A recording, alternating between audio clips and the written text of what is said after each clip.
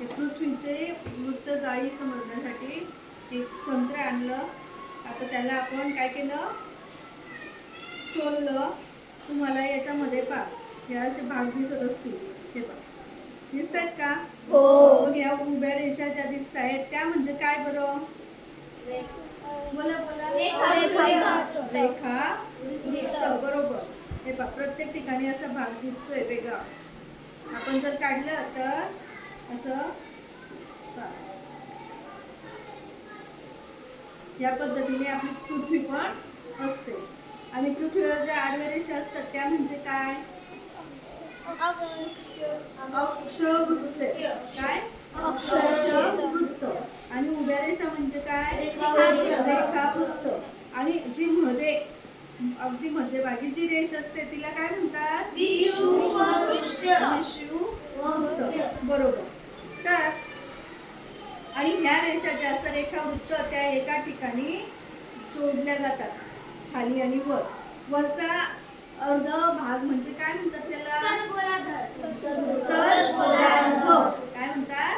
उत्तर गोलार्ध. आणि खालचा भाग म्हणजे दक्षिण गोलार्ध.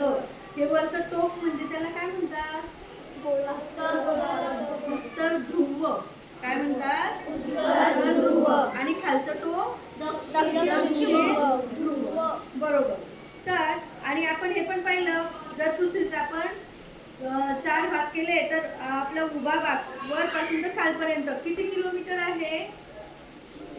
12,714. बरोबर, 12,714.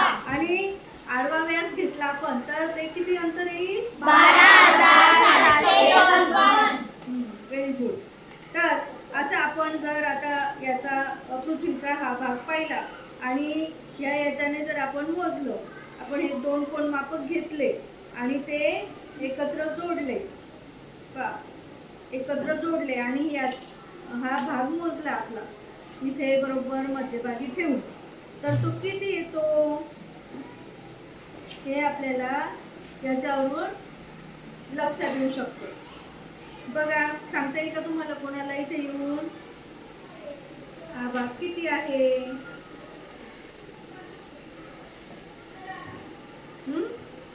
या कोणीतरी या इकडे. चल पटकन दीक्षा. हे बघा आता हा भाग इकडून इकडून त्या इथे आपण ठेवला, शून्यावर ठेवला इथून. मग हे बघ, ही पट्टी इथे आपण घेऊ. किती आली? 30च्या पुढे बघ किती आलं? 35. 35 अंश एवढा हा भाग आलाय. तर ह्या पद्धतीने इथे डिग्रीनुसार आपल्याला अंश दिलेले असतात. आलं का लक्षात?